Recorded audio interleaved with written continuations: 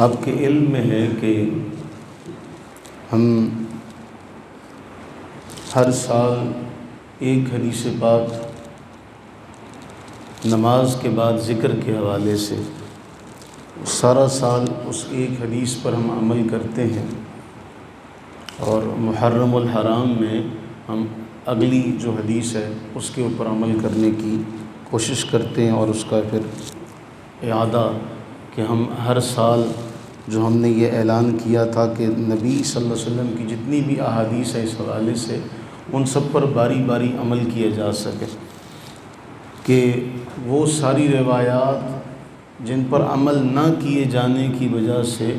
وہ صرف اور صرف کتابوں کی زینت بن کے رہ چکی ہیں، ہم ان احادیث کو، ان روایات کو بھی زندہ کرنے والے بن سکیں۔ شاید اللہ تعالی ہمارے اسی عمل کو اپنی بارگاہ میں مقبول فرما کے ہماری بخشش کا ذریعہ بنا دے۔ امام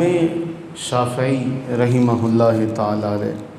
آپ بڑے مشہور امام ہیں۔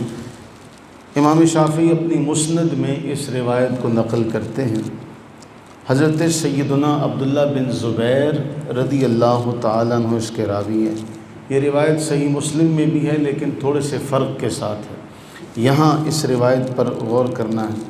حضرت عبداللہ بن زبیر بیان کرتے ہیں رضی اللہ تعالیٰ عنہ، کان رسول اللہ صلی اللہ علیہ وسلم اذا سلم من صلاتہ یقول بصوتہ الاعلی۔ آپ فرماتے ہیں کہ جب نبی صلی اللہ علیہ وسلم اپنی نماز سے سلام پھیر لیتے تو بلند آواز سے فرماتے۔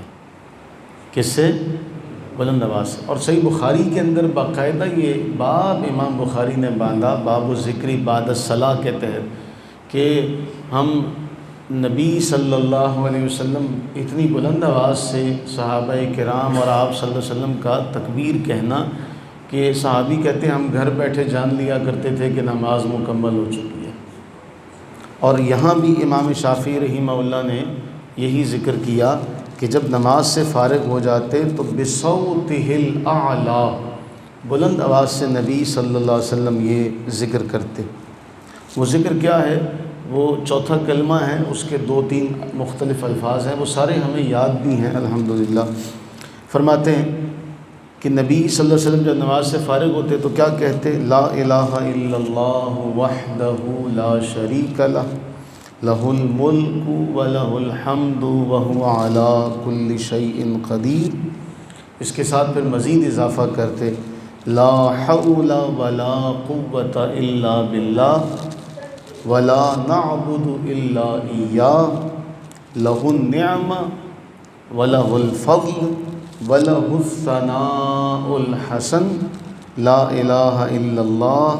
مخلصین لہ الدین وَلَوْ كَرِهَ الْكَافِرُونَ۔ یہ وہ کلمات ہیں جو نبی صلی اللہ علیہ وسلم نماز سے فارغ ہونے کے بعد بصوتہ الاعلی،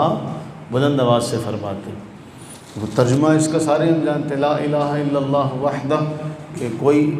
معبود نہیں، وہ وحدہ لا شریک ہے، لہ الملک، اسی کی بادشاہت ہے، ولہ الحمد، اور اسی کے لیے تمام تعریفیں ہیں، وہو علی کل شیء قدیر، اور وہ ہر چیز پر قادر ہے، لا حول ولا قوۃ الا باللہ، نہ نیکی کرنے کی طاقت انسان کے پاس ہے، نہ گناہوں سے بچنے کی طاقت انسان کے پاس ہے، ہاں اللہ کی توفیق کے بغیر، نہ اللہ کی توفیق کے بغیر ہم نیکی کر سکتے ہیں، نہ اللہ کی توفیق کے بغیر ہم گناہوں سے بچ سکتے ہیں۔ آگے عرض کرتے اللہ کے حضور، لہ النعمہ ولہ الفضل ولہ الثناء الحسن، کہ اسی کی ساری نعمتیں ہیں جو اللہ نے ہمیں عطا فرمائی ہیں، اور ہم اسی کی نعمتوں کے بلبوتے زندہ ہیں، سانس لیتے ہیں، سارا کا سارا معاملہ کرتے ہیں، اسی کے لیے فضیلت ہے، دوسرا اگر اس کا معنی لیا جائے، اور اسی کے لیے تمام کی تمام ثناء حسنہ اسی کے لیے ہیں، لا الہ الا اللہ، اور اس کے بعد مخلصین لہ الدین،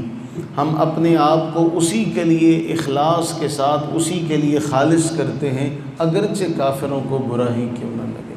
نبی صلی اللہ علیہ وسلم نماز کے بعد جب سلام پھیر لیتے تو بلند آواز سے یہ کلمات کہتے، اچھا، ان سب چیزوں کا ایک معاملہ ہے کہ ہم ساری زندگی ایک حدیث پر عمل کرتے رہیں تو بھی ہماری بخشش کے لیے کافی ہے، لیکن ہم جب دیکھتے ہیں کہ قرآن یہ بیان کرتا ہے کہ نبی صلی اللہ علیہ وسلم کی زندگی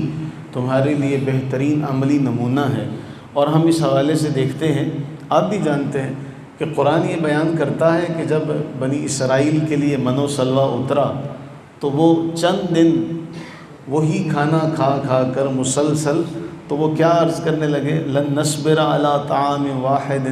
کہ ہم تو ایک کھانے پہ صبر نہیں کر سکتے، ہمارے لیے دعا کریں کہ اللہ تعالیٰ زمین سے من بقلها وقثائها وفومها وعدسها وبصلها، گیہوں ہو، ساگ ہو، ککڑی ہو، ہمارے لیے یہ چیزیں ہوں، تو اس سے ایک انسانی مزاج کا پتہ چلتا ہے، اور نبی صلی اللہ علیہ وسلم کے ان سارے اذکار سے بھی یہ بات پتہ چلتی ہے کہ ہمیں زندگی کے حوالے سے مختلف ادوار جو ہیں ہمیں اللہ تعالیٰ کو ہر رنگ میں یاد کرنا چاہیے، اللہ تعالیٰ کو ہر شکل میں، ہر صورت میں یاد کرنا چاہیے، کہ اس کا طریقہ کار یہ ہے کہ اللہ کے نبی الاسلام نے کبھی کسی لفظ میں اللہ کی تعریف و توصیف کی، کبھی کسی طرح سے اللہ کی تعریف و توصیف کی، کیوں کہ اللہ تعالیٰ کو ہر ادا، ہر رنگ جو ہے وہ بھا جائے، اور ہم ہر رنگ میں، ہر لفظ میں اللہ تعالیٰ کی تسبیح و توصیف کرنے والے بن جائیں۔ اسی لیے نبی صلی اللہ علیہ وسلم کا جو نام نامی اس میں گرامی ہے وہ احمد ہے۔ احمد کا معنی کیا ہے؟ سب سے زیادہ تعریفیں کرنے والا، سب سے زیادہ حمد کرنے والا۔ تو نبی صلی اللہ علیہ وسلم نے ہر رنگ میں اللہ کی حمد کی، ہر رنگ میں اللہ کی حمد کی، اور آپ کو اس لیے ملے گا کہ آپ نے یہ ذکر بھی کیا، آپ نے یہ ذکر بھی کیا، آپ نے یہ ذکر بھی کیا، تاکہ اللہ تعالیٰ کا وہ جو عطا کردہ لقب ہے، عطا کردہ نام ہے احمد، وہ سچا ہو جائے، وہ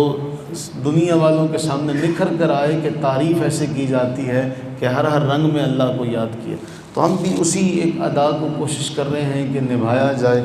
اللہ سے دعا کریں کہ ہم انشاءاللہ اس سال اس دعا کو، ہم اس سنت کو زندہ کر سکیں۔ ہم نے زندگی میں، ہماری کسی کی 40 سال، کسی کی 50 سال، 60 سال زندگی گزر چکی ہے، تو جب ہم اس حدیث پر عمل کریں گے تو آپ یہ سلسلہ امام شافعی رحمہ اللہ سے ہمارا امام شافعی تک پہنچے گا، اور امام شافعی سے ہوتے ہوئے بارگاہ رسالت تک پہنچے گا، تو ہم ایک حدیث کو جو صرف کتابوں کی زینت بن چکی ہے، اس حدیث کو زندہ کرنے والے بن جائیں گے۔ کیا پتہ اللہ تعالی ہماری اسی ادا کو ہماری بخشش کا ذریعہ بنا دے۔ اللہ سے دعا کریں کہ اللہ تعالی ہمیں نبی صلی اللہ علیہ وسلم کی تمام سنتوں کو زندہ کرنے کی، تمام سنتوں کو عام کرنے کی توفیق عطا فرمائے۔ آمین ثم آمین۔